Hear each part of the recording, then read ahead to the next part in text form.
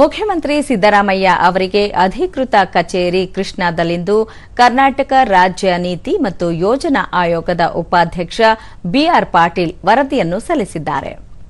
ಈ ವೇಳೆ ಯೋಜನೆ ಹಾಗೂ ಸಾಂಖ್ಯಿಕ ಖಾತೆ ಸಚಿವ ಡಿ ಸುಧಾಕರ್, ಸರ್ಕಾರದ ಮುಖ್ಯ ಕಾರ್ಯದರ್ಶಿ ಶಾಲಿನಿ ರಜನೀಶ್, ಮುಖ್ಯಮಂತ್ರಿ ಅವರ ಅಪರ ಮುಖ್ಯ ಕಾರ್ಯದರ್ಶಿ ಅಂಜುಂ ಪರ್ವೇಜ್, ಆಯೋಗದ ಸದಸ್ಯರು ಉಪಸ್ಥಿತರಿದ್ದರು. ಶಿಕ್ಷಣ, ಕೌಶಲ್ಯ, ಆರೋಗ್ಯ, ಪೋಷಣೆ, ನೈರ್ಮಲ್ಯ, ನೀರು ಸರಬರಾಜು, ಪರಿಸರ, ಹವಾಮಾನ ಬದಲಾವಣೆ, ಕೃಷಿ ಸಂಬಂಧಿತ ವಲಯ, ಮಹಿಳಾ ಮತ್ತು ಮಕ್ಕಳ ಕಲ್ಯಾಣ, ದುರ್ಬಲ ವರ್ಗ ಹಾಗೂ ಕಾರ್ಮಿಕ ವಲಯಗಳಿಗೆ ಸಂಬಂಧಪಟ್ಟಂತೆ ರಚಿಸಲಾಗಿದ್ದ ವಿವಿಧ ಉಪಸಮಿತಿಗಳು ನೀಡಿರುವ ಸಲಹೆಗಳನ್ನು ಶಿಫಾರಸು ರೂಪದಲ್ಲಿ ವರದಿಯಲ್ಲಿ ಸಲ್ಲಿಸಲಾಗಿದೆ.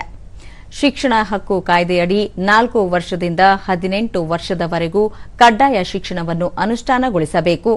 ವಿದ್ಯಾರ್ಥಿನಿಯರಿಗೆ ಉಚಿತ ಬೈಸಿಕಲ್ ನೀಡುವ ಕಾರ್ಯಕ್ರಮ ಪುನರ್ ಆರಂಭಿಸಬೇಕು. ಶಿಕ್ಷಣದಲ್ಲಿ ತಂತ್ರಜ್ಞಾನ, ಕೃತಕ ಬುದ್ದಿಮತ್ತೆ ಬಳಕೆಗೆ ಸಮಗ್ರ ನೀತಿ ರೂಪಿಸಬೇಕು.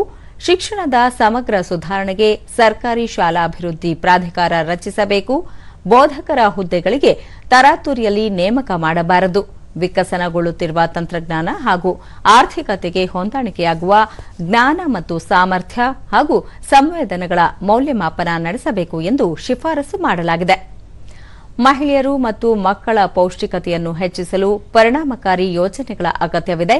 ಕ್ಷೀರಭಾಗ್ಯ, ಬಿಸಿಯೂಟ, ಮಾತೃಪೂರ್ಣ, ಅನ್ನಪೂರ್ಣದಂತಹ ಯೋಜನೆಗಳನ್ನು ಸಮಾಜ ಸೇವಾ ಸಂಸ್ಥೆಗಳ ಸಹಭಾಗಿತ್ವದಲ್ಲಿ ನಡೆಸುವ ಬದಲಾಗಿ ಸರ್ಕಾರವೇ ನೇರವಾಗಿ ನಿರ್ವಹಣೆ ಮಾಡಬೇಕು.